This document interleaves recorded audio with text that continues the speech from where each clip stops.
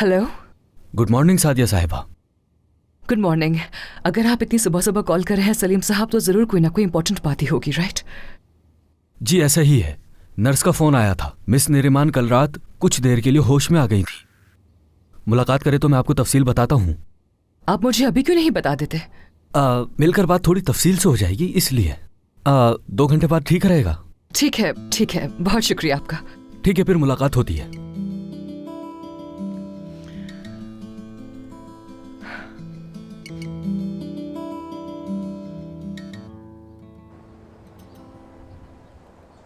मरियम, तुम्हारा अब यहाँ कोई काम नहीं रहा। कोशिश करना कि जल्द अज जल्द मेरे घर चली आओ, समझ गई?